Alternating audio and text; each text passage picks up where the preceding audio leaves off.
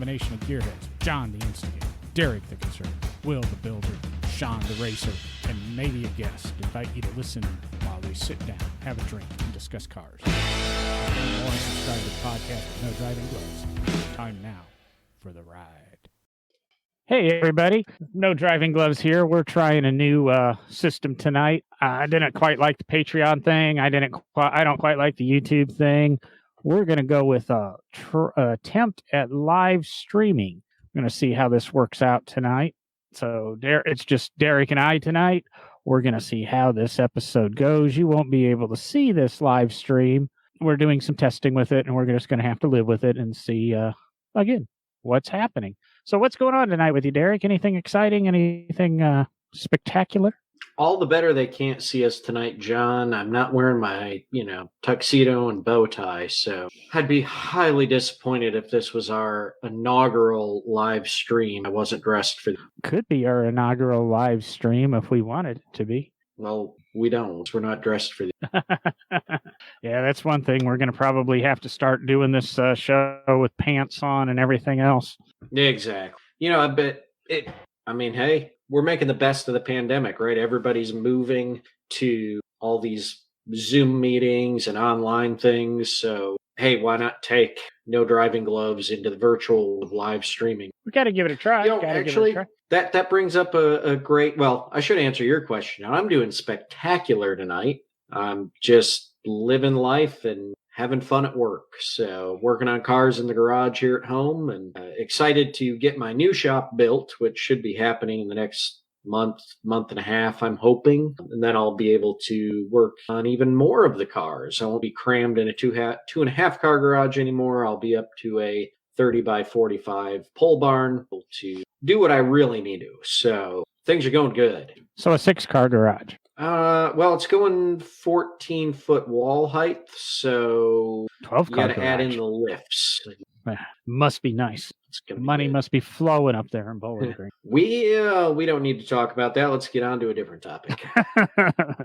Don't let the don't give the wife the receipts. I know that. Mm-hmm. No. Yeah, she listens to podcasts. Stop. No, I keep trying to think if I've. But anyway, what are you doing? What are you up to? What am I up to? I don't know. You were going to talk and question. Then. Oh, what's the question? Well, I was going to talk about the fact that we just mentioned that, we're going to live streaming. The pandemic's taken everything into the virtual world.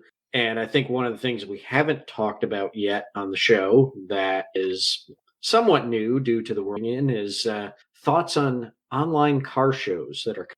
A lot of people noticed that the Peterson did a big online car show to kind of fill the void of the Monterey Car Week and the Pebble Beach Concours d'Elegance. So kind of wondering what your thoughts are on that. I think it's interesting. It's something new, but to be honest, I think they've been going on for a long time. We just haven't watched them. I mean, I was up at Will's shop maybe about 2 years ago for one of his events, and I walked around and live streamed the car show as I walked around it. We get on Facebook on a weekly basis, and we see our local car shows, our Cars and Coffees, and that. We get on Facebook and we see our buddies that are at Pebble Beach on a normal year shooting videos and sending us things. So is there really that much of a difference that all of a sudden we've taken car shows online? Yeah, we're organizing them and we're putting a couple of things together. Is that what you're talking about? Or are you talking about the feeds of just show us a picture of your car? More of the ones that are coming out where it's like, hey, upload pictures of your car. And when, and I'm not knocking the Peterson for what they did, because it probably it's a void that they wanted to fill, especially in the California car culture world. But they uploaded pictures, and if I remember right, there were some awards that they gave out. There's going to be different levels of this too, because obviously your local car show, it has a little different vibe and feel from Concours d'Elegance level of car show. Yeah, I'm thinking more so, not so much, walking around live streaming or filming a car show, or, taking some pictures and putting them up as the actual event's going on, but a completely virtual car show where, there is no actual tangible on-site show, but rather these, fill the void of the missing and canceled car shows and concours that are gone this year. It would be an interesting thing to see develop. I can really get on board with it still, but it's really going to come down to the participants' quality. We have a mutual friend who lives in Michigan who's got some decent cars, and say he wanted to do an online virtual car show. He might want to show his car there, but does he have the tech savvy to show it and present it well? I think that's going to be the difficulty. You're shaking your head that no, he doesn't. If it's the same one if it's the person I'm thinking of, no, unfortunately, he does not have. He is less tacky. Well, and anyway, I don't know if he's less tacky than you. That's true. He is less tech savvy. I'll get it out than I am. So no, he does not.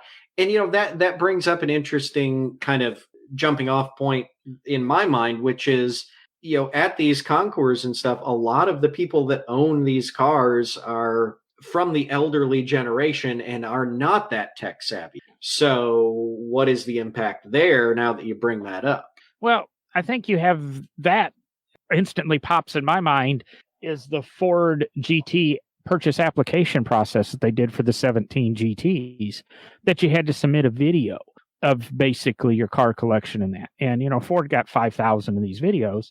And I had some friends apply for the cars. I had some friends actually get issued the cars. But, one of them did, hired a producer, hired a film crew, this big elaborate filming. I don't know what he spent on it, but I guarantee you it was a couple $1,000s, which, when you're buying a $1 million car or $800,000 car is nothing.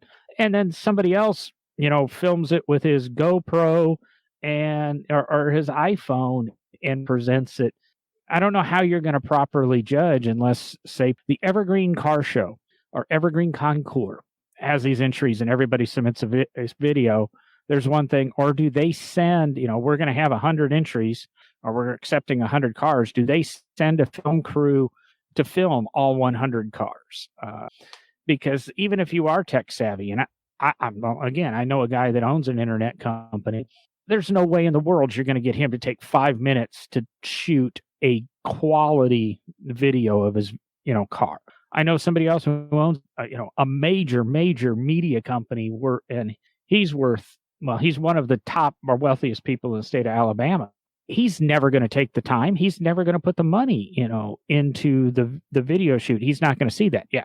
$6,000 to ship his car on Reliable to Pebble Beach, he can do.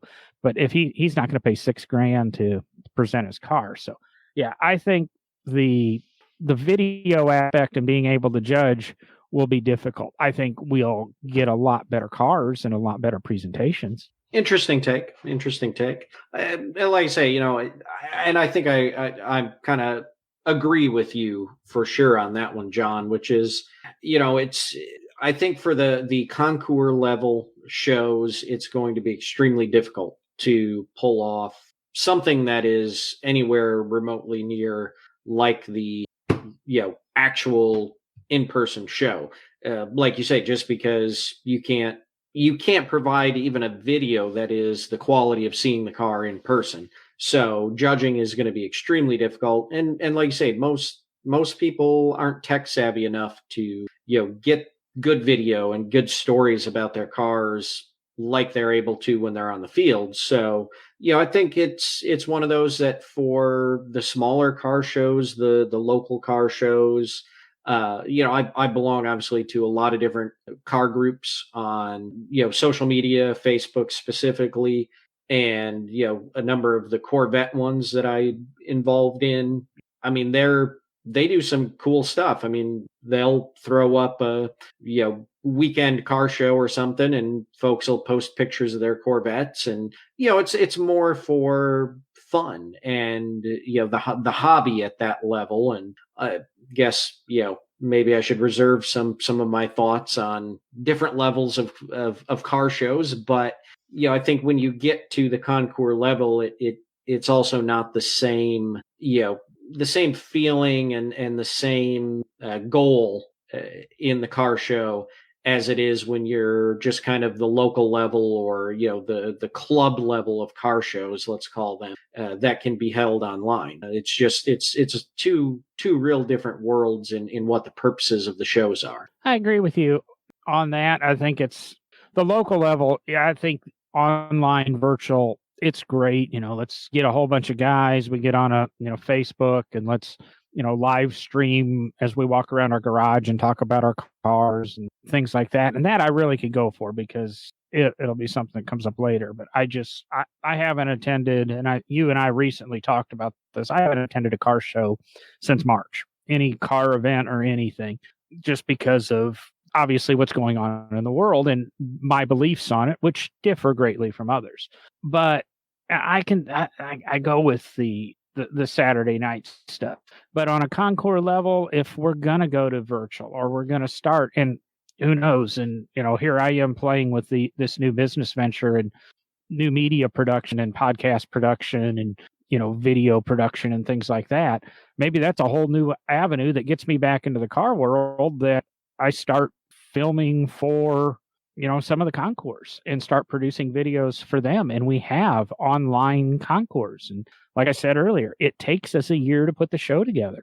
We reach out to somebody, we send a crew, we take some pictures, take some videos, and we interview. And what I think is neat there is we could have videos, and the video presentation of the car would be the car when it rolls into Will's shop. And then, 30 seconds of footage as it transforms in a time-lapse photography. And then the finished product, and then a virtual reality walk around. Now that could be really, really cool. Expensive as heck to put together, but what is the budget? What does it cost to put together Car Week in Monterey? What does it cost to put, the old Gilmore gathering on, or Amelia Island? It might not be quite the video, the video still might cost more, but how many more people are you going to be able to reach out to? You're going to miss that camaraderie of people. But I think COVID's, no matter what happens in the end of this thing, and when it finally goes away, whether it's next Friday or it's 2022, is going to change the way the world interacts. And that might be an acceptable thing. I miss going to I miss the car show season this year. I think you do too. I miss going to a lot of seminars and conferences that I wanted to go to this year. And part of that is the networking and the friends. But, I don't know. It's an interesting concept to try to put together and maybe get out ahead of.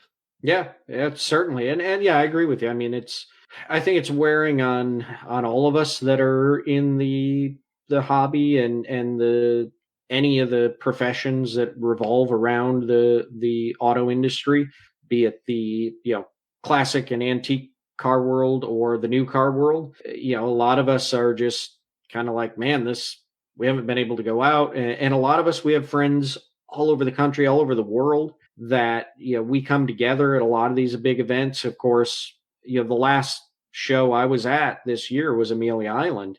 And, I saw a lot of people that I know from all across the country, got to hang out with them, went out to dinners, went out just hanging out. Actually, for the week after Amelia Island, I had business to do down in Florida, meet with some members, things like that. And, one of my colleagues from the museum field that, was from California, just took some vacation time and decided, I'll just kick around with you for the week after Amelia, and we'll go see some things in Florida. And while you're visiting, members, things you got to do, he went off and did something else. And, that's kind of what these in-person shows are about too, is not just about the cars. And I mean, the cars are the centerpiece many times, but again, it's like going to, if you're any profession that you're in, you usually have professional conferences. John, you were just talking about seminars and conferences you want to go to. And yeah, part of that is about learning or being involved in that event. But another part of it is, just networking and seeing the people So I think that's a big hit with this pandemic this year to every group that's out there. But coming from specifically the automotive end of things, it's that we're not all seeing the friends and colleagues we have around the world, having that face-to-face networking time. And that's never going to be replaced by anything virtual, because even in the case of a Zoom meeting or any of the online conferencing abilities, it's just not the same when you're over the internet. It's not sitting down face to face with someone in real time, being right there, sharing a meal with them, hashing out ideas and talking about profession and whatever you get, whatever you talk about when you're with them, that's never going to be replaced.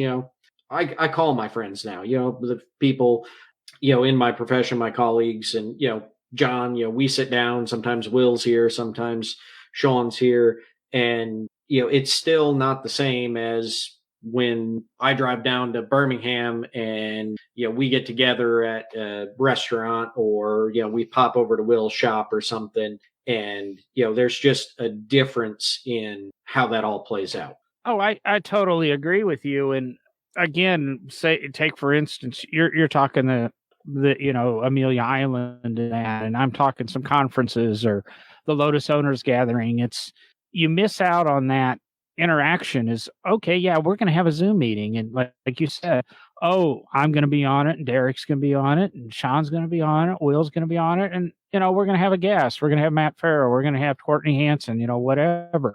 Oh, that's it. Nobody's going to stumble into our Zoom meeting other than some hacker from wherever, Philadelphia. But you don't get that incidental bumping in. Everything is a pre-planned meet. And if you and I are standing around chatting or whatever, we had a guest on, Phil Sohn, and part of the, one of the things he did a couple of years ago at SEMA on my advice is he sought out Will because he was just getting into building his V8. He wasn't going to do that in a Zoom meeting or the Zoom SEMA. He wasn't going to stumble across Will and wait for Will to have a break in the conversation so that he could say, hey, John said for me to meet you. That stuff's never going to happen. I don't think is ever going to happen virtually. I was in a Zoom call earlier today on a non-car related topic, and it was about guesting on podcast, put it simply, so that we don't have to bounce around anything. And there were 15 or 20 podcast hosts in the Zoom room, along with 70 participants that had paid to be there. The idea was to pitch yourself to these people. How do you do that? The way this room worked is, okay, virtually raise your hand, okay, and then person by person. But in a real world thing, 20 of us could be pitching to 20 podcasters, and the whole thing, instead of being a 3.5 hour meeting, could have been done in 25 minutes. But we're having that conversation of preparing new world. Everybody's talking about the new normal, whatever, and hates those terms.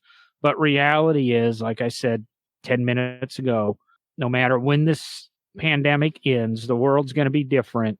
People are going to look at things differently, and we're just going to have to decide how are we going to want to play, because what happened in 2019 will never happen again. I don't see the old normal ever returning. Actually thinking about that, John, this may be good for certain factions of the automotive collecting community. I'm trying to be really careful what I say here.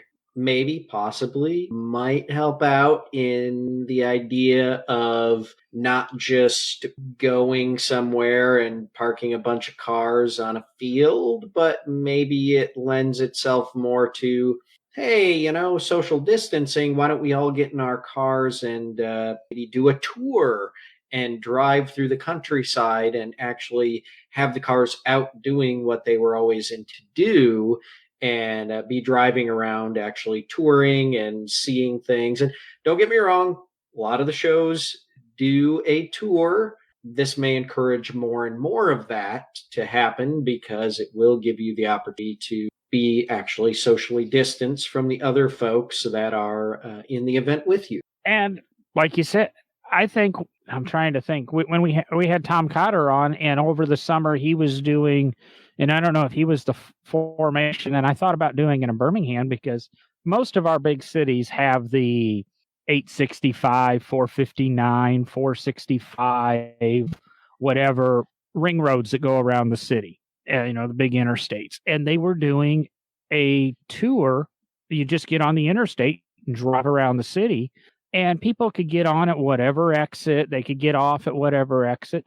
And these things could go on, really went on for laps and laps and laps. But you could, you get on at exit 6 and you go all the way around and you get back off at exit 6. But when you do that, 15 other people have joined in. These could be perpetual things and the cars get used. It's kind of cool that way. Again, we don't have the social interaction, which is still part of the car community. And I'm sitting here thinking, looking at all these monitors in front of me, and, this would have been what I have in front of me now 15 years ago would have never imagined could have existed.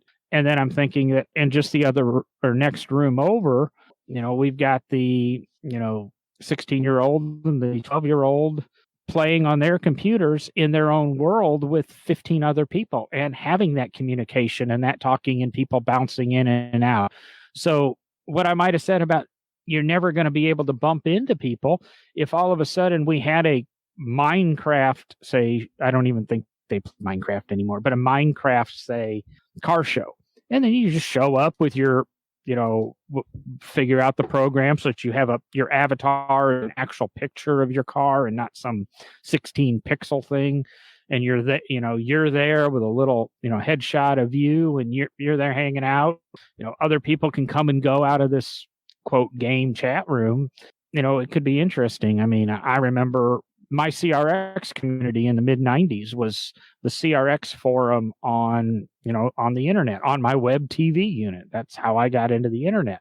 Where a couple of years later, well, sitting here now, when's the last time you really went to a forum and used a forum? We all go to our Facebook pages now, or we all go to Instagram and look at pictures of stuff. I don't think the Instagram car show's the answer, but going back again to what I said, there's some technology out there and somebody's going to figure this out, not only for the car world, but we're not the only ones suffering. One of the woodworking shows I listen to always harass knitters, and the local knitting groups aren't getting together on the lawn at the library knitting because it's not acceptable. But can we figure out a way for that to happen? But where am I going? Just there's a lot of other groups out there that are up against the same obstacle.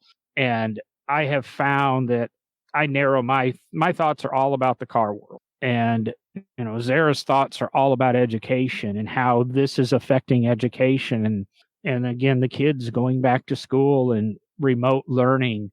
There's just so much. And what was it? March, Zoom exploded, or April, where we've been doing the podcast the last couple of months. We got on Zoom just before that because I thought it would be a decent platform. Okay, audio quality. Now we're trying something different here. But now there's all of a sudden a lot of new companies coming into that video conferencing field. And I don't know if Zoom will be here in a year or a year and a half. But in a year and a half, even if they are, Zoom today is not what Zoom in 12 months is going to be, because technology is going to move on and people are going to figure out different things. And maybe we'll get that, be able to drop in. I don't know. We're talking technology, we're talking cars, and we're talking knitting. I don't know. Hey, why not? Right. I mean, you talk about looking around, where you're sitting right now and the screens and, 15 years ago, you couldn't imagine the setup that you have. And I mean, I look around my room and what's in front of me and, realize that 100 years ago, this is exactly what they were working with. So I think it's two difference.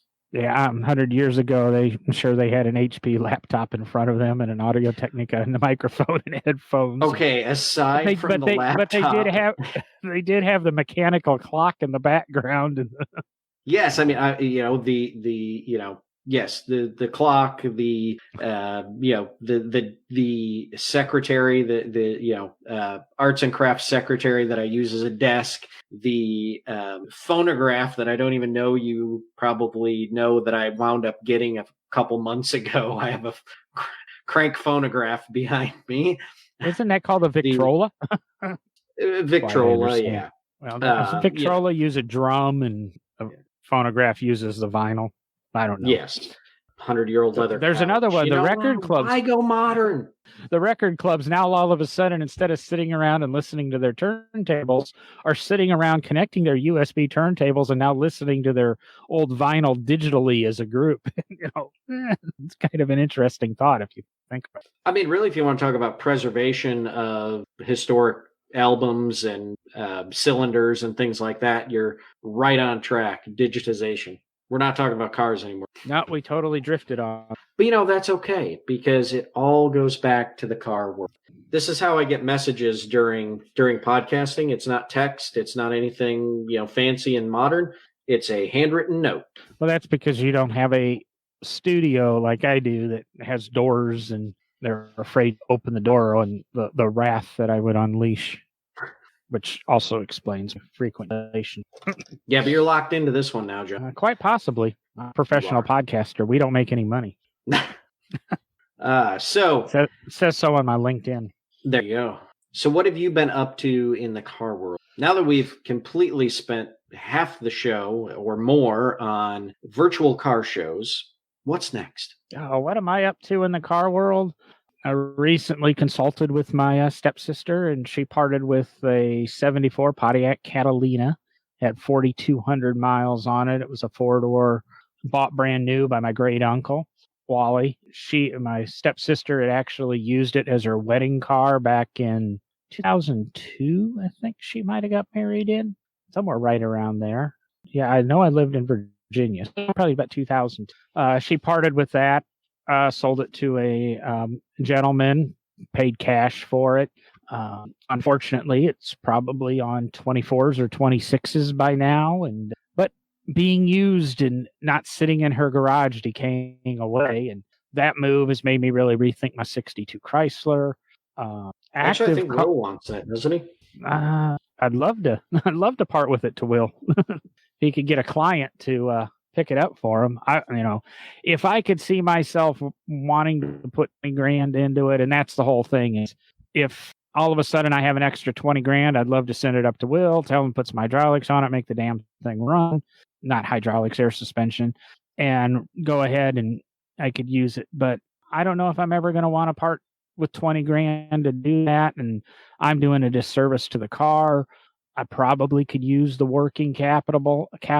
I don't need it, but it would be nice to have an extra $4,000 or $5,000 in the bank, just in case. I'm trying to think. Really, I haven't watched any car shows. We talked about me not doing that.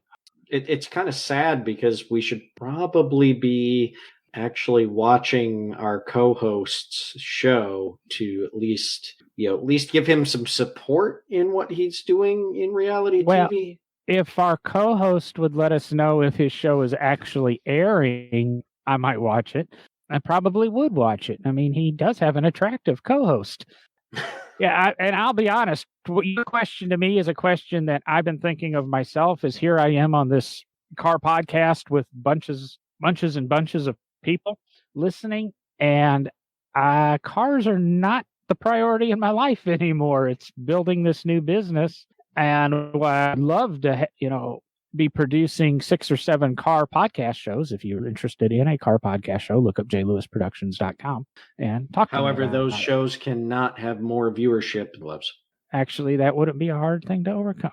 I will help you exceed the viewership and listenership of No Driving Gloves, and that's why we're experimenting with a new platform here. It did get me thinking here, and I have to find the email.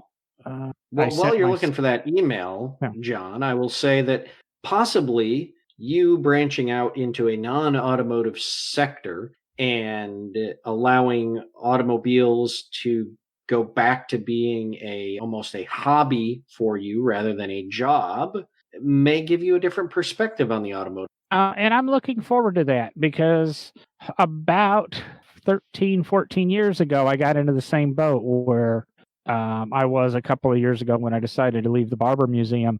Cars were all work. And there is that old saying, do what you love and you'll never work a day in your life, but you also have nothing to love in your life. Cars drove me crazy, and that's why I got into the historical conservation field for a couple of years before I jumped back into cars. And really, the only reason I got back into cars is because of the Barber Museum. And at the time, I loved Lotus. But somewhere in my 40s here, I grew up and became a little bit more responsible, sold off my cars, and kind of settled down. Had a family and or acquired a family. So I don't know if I had a family. Zara came with 2 kids and Amanda came child. It happens when you're pushing 50 and you date, and kids come along with the significant other, and I cars became a burden to me again. It was, the podcast was at least a little bit of an outlet, and I'm having fun with the podcast again. It's just I'm not too versed on the car world other than when I get on my my feeds, and a little bit of the contract job that I do for the local business in town here. It keeps me a little bit up to date with the car world, but even that's kind of slowed down with with COVID, and there's not a lot going on in that world. And we were going to do car shows and car events and things this year, and the most recent meeting is we might do one car show this year, but the whole world thing has changed. I think I'm better for it, and I think you guys are going to see some improvements with the show, both technically and content-wise. And I'm sitting here thinking, boy, this is a non-academic show with John and Derek. And our last couple have been non-academic, which has kind of been fun. We need to get back to some of our academia because we have some history of the automobile shows to finish up. But I'm trying to loosen up, John. I'm trying to be laid back, cool, and not academic. You're getting better at it. I think I'm getting better at it. Got the little bit of a long hair going on here, and kind of funny. I'm looking at myself on the test feed, which is 17 seconds behind, going, why is my head not bouncing on my head?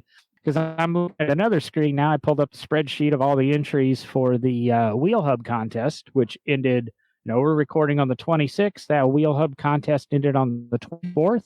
Everybody who sent in an entry is going to get a free No Driving Glove sticker, so you at least get a gift. We'll be contacting everybody. A lot of you, when you put in an address, just put in a street address. You didn't tell me a city or state. I've fixed that in the next giveaway on the No Driving Gloves website.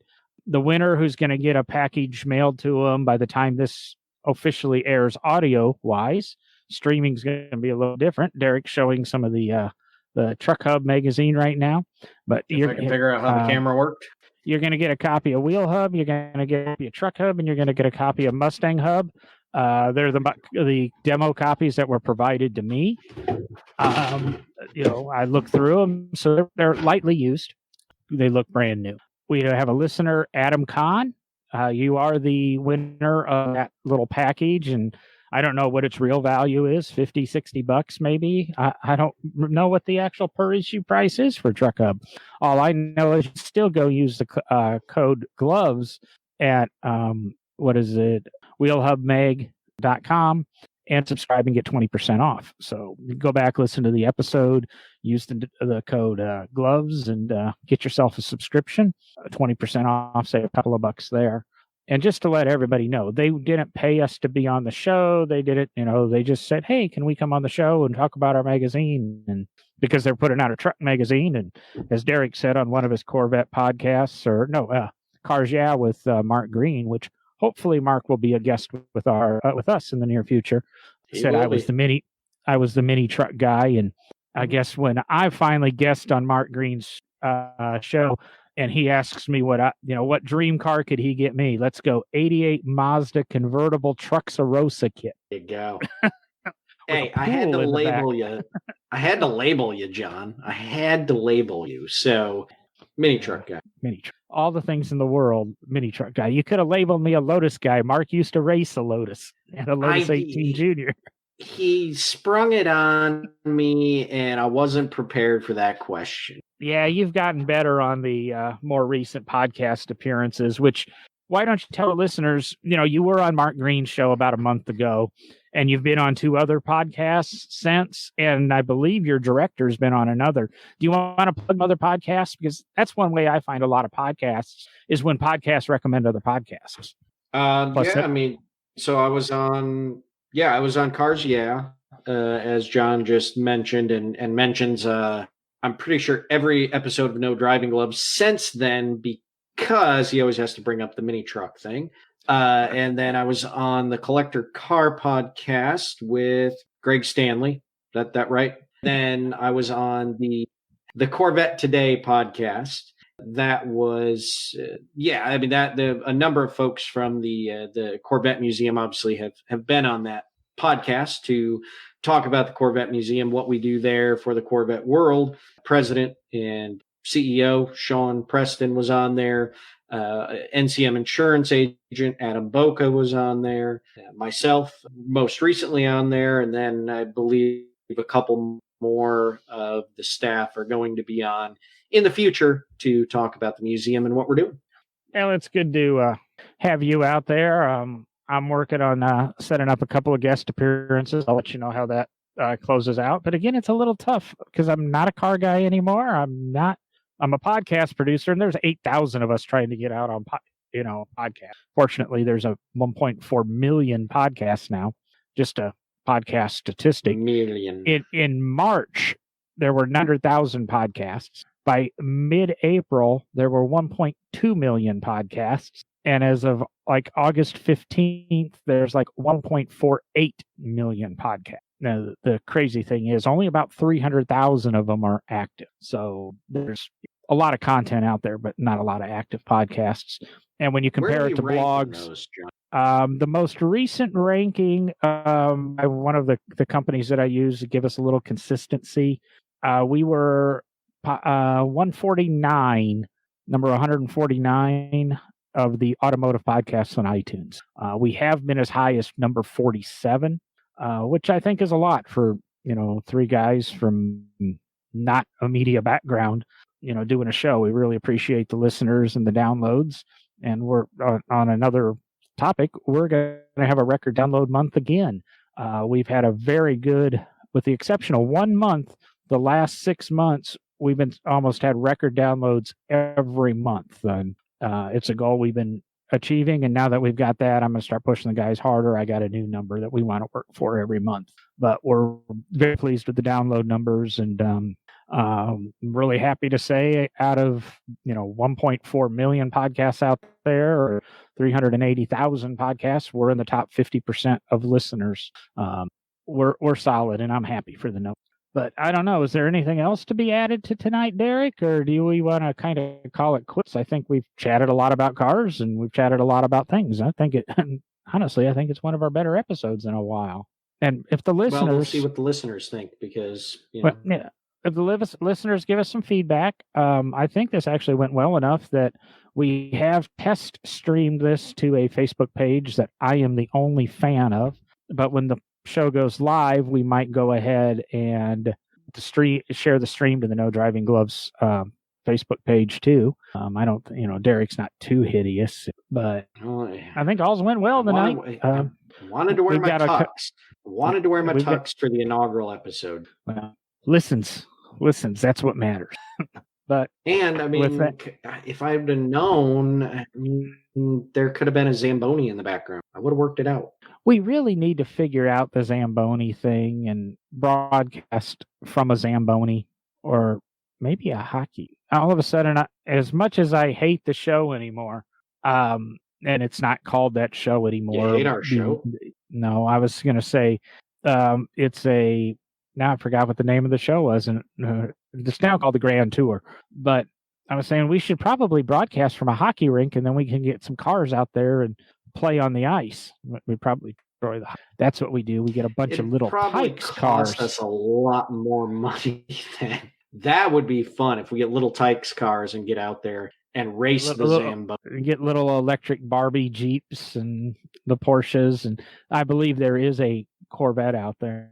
Oh, there's multiple electric Corvettes. We've got them. We could probably arrange this, honestly.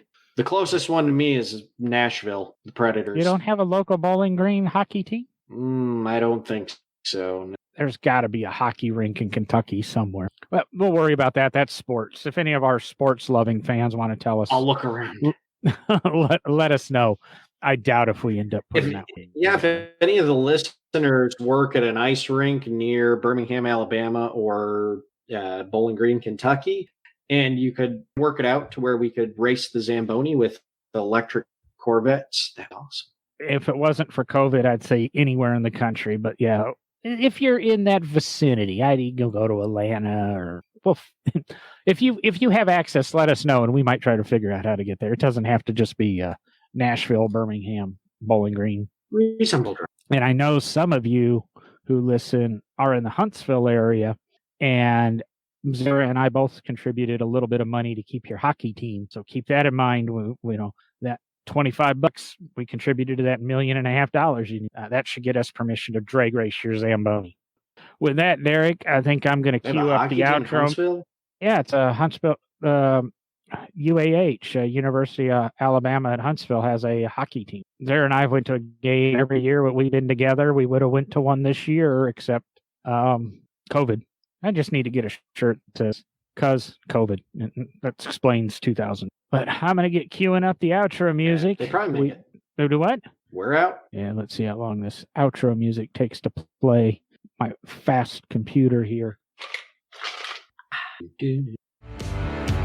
Thank you for listening, and remember to look us up at NoDrivingGloves.com. There you can find back episodes, links to products we recommend, and links to all of our social media. Be sure to tell a friend about us. No Driving Gloves is edited and produced by J. Lewis Productions.